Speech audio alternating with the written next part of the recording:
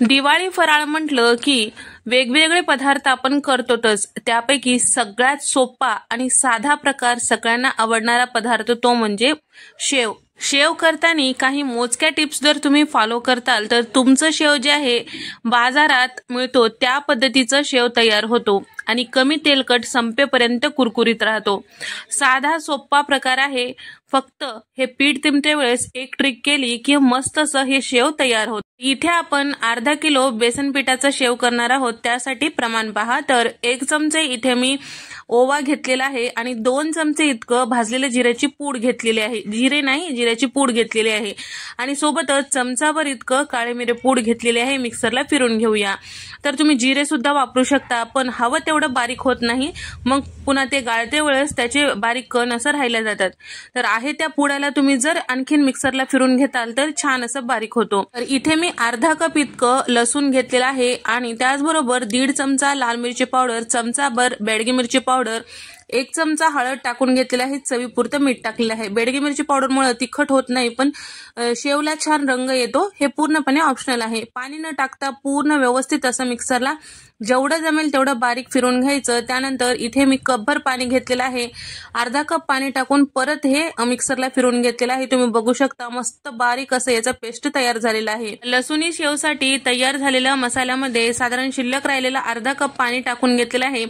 Total इथे मी 1 कपभर इतकं पाणी वापरलेलं आहे. सगळं छान व्यवस्थित मिक्स करून घेऊया. तर इथे मी अर्धा किलो बेसन पीठ घेतलेलं आहे. बेसन पीठ घेते वेळेस बारीकच घ्यायचं, जाड घ्यायचं नाही. जाड असेल तर चाळणीने चाळून घ्या. तर कपनं मोजल्यास साधारण इथे आपले हे बेसन पीठ 5.5 कप इतकं झालेलं आहे.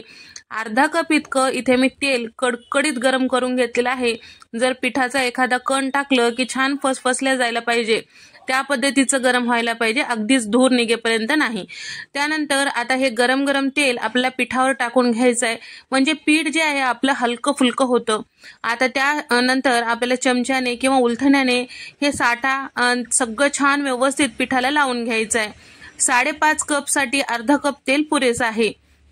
आणि त्याचबरोबर आपलं जे शेव आहे छान कुरकुरीत होण्यासाठी यामध्ये साधारण अर्धा किलोच्या प्रमाणात जर पीठ घेत असाल तर पोहे खायच्या चमच्याने साधारण 4 चमचे इतकं आपल्याला तांदळाचं पीठ टाकून घ्यायचंय. अवश्य टाका, कुरकुरीत शेव होतो. त्यानंतर आपण तयार करून घेतलेलं लसूणीचा जे मसाला आहे, म्हणजेच शेवसाठी जे मसाला तयार करून घेतलेला आहे ते सगळं गाळून घ्यायचं. गाळून घेतल्यामुळे आपण जेव्हा शेव पाडतो त्यावेळेस जे साचे आहे त्यामध्ये अडकले जाणार नाही. छान व्यवस्थित गाळून घेतलेलं आहे आणि इथे मी साधारण टोटल 2 कप इतकं पाणी वापरलेलं आहे. तर तुम्ही बघू शकता. आता पाणी वापरल्यानंतर सगळं छान व्यवस्थित मिक्स करून घ्यायचं आणि एक्स्ट्राचं जे वरच्या साईडला जे चोथा असतो ते टाकून देऊ शकता किंवा वाळवून त्याला चिवड्यामध्ये वापरू शकता. तर या ठिकाणी आता हे पीठ फेटायची ट्रिक एक जर तुम्ही करताल तर तुमचं जे पीठ आहे छान हलकं फुलकं होतं आणि शिवाय तुमचं शेव जे आहे छान असं खुसखुशीत होतो आणि त्याचबरोबर तेलकट होत नाही. तर शेव करते वेळेस पीठ थोडंसं पातळच असायला पाहिजे आणि जर घट्ट ठेवताल तर जेव्हा आपण तेलामध्ये हे शेव सोडून घेतो त्यावेळेस अगदी जड जातो किंवा पीठ घट्ट असल्यामुळे व्यवस्थित असं शेव होणार नाही. तर या ठिकाणी इथे मी बारीक असं शेवाचं प्लेट लावून घेतलेलं आहे. तर इथे चकलीचं मशीन घेतलेलं आहे, तेल लावून घेतलेलं आहे आणि त्याचबरोबर त्याला शेवाचं जे प्लेट आहे ते लावून घेतलेलं आहे आणि तेल छान कडकडीत असं गरम झालेलं आहे. जेव्हा आपण पिठाचा छोटा तुकडा यामध्ये टाकून घेतो त्यावेळेस लगेचच वर येतो, पण करपत नाही. या पद्धतीचं तेल असते वेळेस आपल्याला यामध्ये शेव तयार करून घ्यायचा आहे. तर शेव पाडते वेळेस आपल्याला बाहेरून मध्ये असा घना टाकायचा आहे जेणेकरून मध्ये तापमान जास्त असतो. जर सुरुवातीला तुम्ही मध्ये टाकताल तर मधली जी शेव आहे ते करपू शकते. त्यासाठी बाहेरून मधल्या साईडला आपल्याला शेवाचा घना तयार करायचा आहे. इथे आपलं एवढं बारीक शेव असं तयार झालेलं आहे. जेवढं पाहिजे तेवढं बारीक शेव तयार होतो. थोडंसं जाड शेव जर आवडत असेल तर त्या पद्धतीने तुम्ही थोडंसं जाडसं प्लेट लावून घेऊ शकता, म्हणजे मध्यम आकाराचं जे शेव असते त्या पद्धतीचा. तर इथे याच पद्धतीचं शेव सुद्धा तयार करून घेतलेलं आहे. तर मध्यम जाडीची शेव सुद्धा इथे आपला तयार झालेला आहे. तुम्ही बघू शकता. सुरुवातीला जेव्हा आपण घना टाकतो त्यावेळेस तेल असं वरच्या साईडला आल्यासारखं दिसतो आणि जसजसं तळल्या जातो तसतसं यावरचे तेलावरचे बुडबुडे कमी होतात. पूर्णपणे तेलाचे बुडबुडे कमी झाल्यानंतर चमच्याने आपल्याला किंवा झाऱ्याने छान पलटून घ्यायचं आहे. दोन्ही साईडला छान लालसर होईपर्यंत मोठ्या फ्लेमवरच आपल्याला हे शेव तळून घ्यायचंय.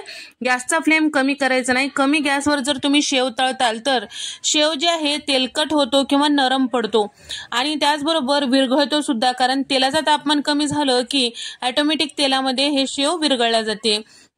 या पद्धतीने एकदा नक्की करून पहा. तुमचं शेव सुद्धा महिनाभर ठेवलं तरीही कमी तेलकट आणि त्याचबरोबर कुरकुरीत असं राहणार आहे. तर शेव करते वेळेस लक्षात ठेवा, तेलाचं मोहन छान कडकडीत गरम करून टाकायचं आणि त्याचबरोबर लसूणी शेव करत आहात तर थोडंसं गाळून टाकायचं त्याची पेस्ट आणि त्याचबरोबर पीठ छान फेटून घ्यायला पाहिजे. तर मस्त असं आपलं शेव तयार होते. तुम्ही बघू शकता तेलातून जरी काढलं तरी अजिबात त्याला तेल नाही. तर व्हिडिओमध्ये दाखवल्याप्रमाणे तुम्ही सुद्धा करून पहा आणि व्हिडिओ आवडल्यास व्हिडिओला लाईक करा, शेअर करा आणि सबस्क्राईब करायला विसरू नका. नंतरच्या रेसिपीमध्ये भेट देऊया.